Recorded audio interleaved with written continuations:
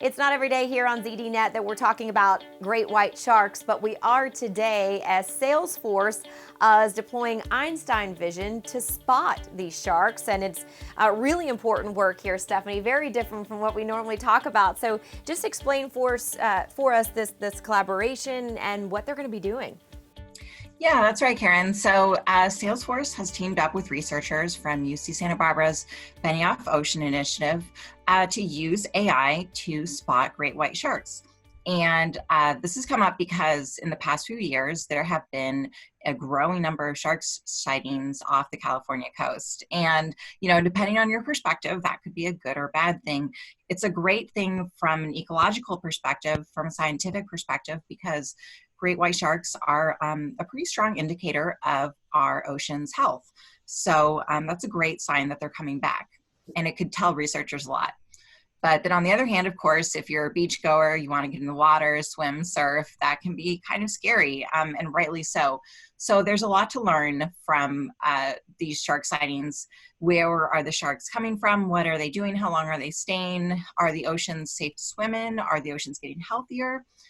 There's a lot to learn there, but unfortunately, the way we've tracked sharks so far, we have good technology there, but it only offers so much information. The state of the art involves actually manually tagging sharks and then tracking them when they swim by receivers, which can only tell you so much about how many sharks there are in the water at any given time.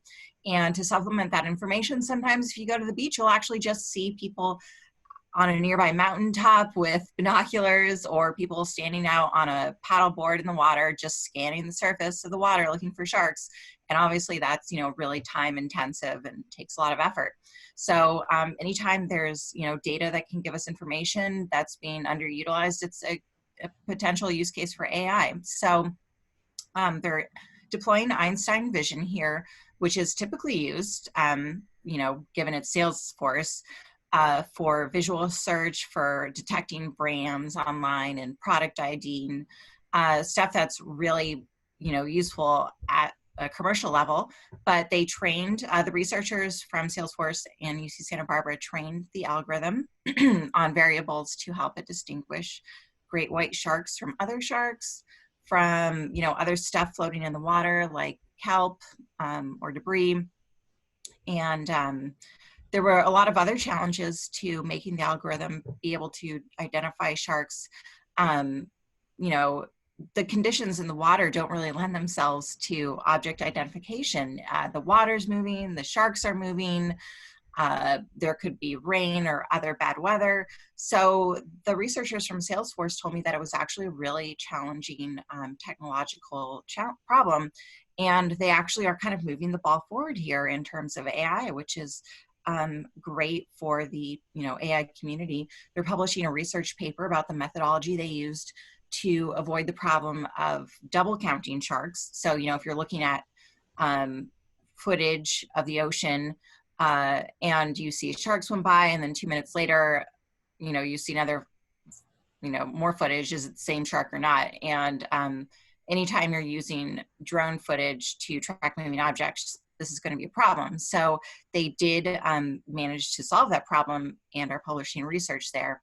And so I guess I should backtrack a little bit and explain that what the researchers did was they deployed drones to capture the footage using FAA certified pilots. And they'd go out to a specific beach near Santa Barbara every morning and scan the waters. And then they use that footage to train the algorithm, as I said, and they managed to achieve more than 90% accuracy. So not perfect, but pretty good. So once they trained the algorithm and they were ready to put it into production, that was at the beginning of the summer, they started scanning the oceans again every day. And, they had some certain expectations about what they would see. And beginning in June, through the summer, they spotted 23 sharks, which sounded like a lot to me. I don't really know how that compares to the data they were getting otherwise.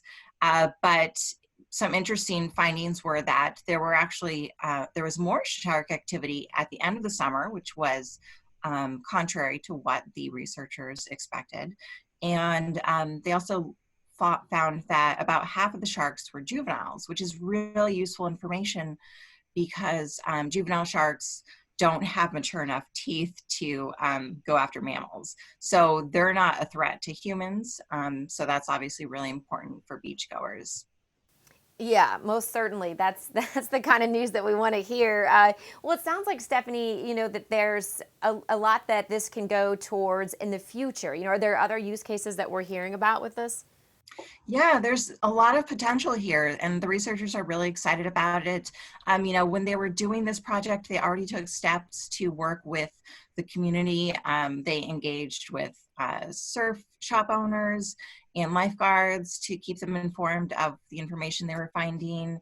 And they intend to do that on a broader basis more formally starting next year. They're going to roll out the Project Shark Eye, as a toolkit for anyone with a hobbyist drone to collect that data and send it back to Salesforce. And then Salesforce is going to offer people a modified version of their field service Lightning app, which is a mobile app that's typically used for, again, it's a commercial app that businesses use for on-site job management.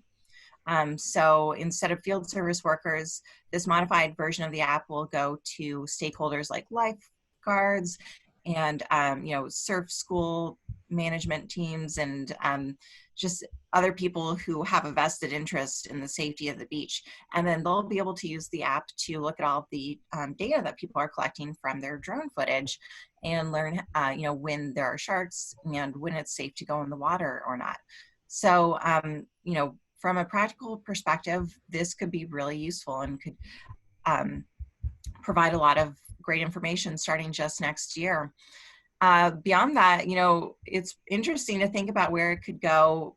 Surfers already have swell reports, which I think is pretty cool. If you go online to certain sites, there's live footage of the ocean, and you can see reports about how the waves are that morning. And, it's entirely reasonable to think that this information about sharks can be part of the swell reports.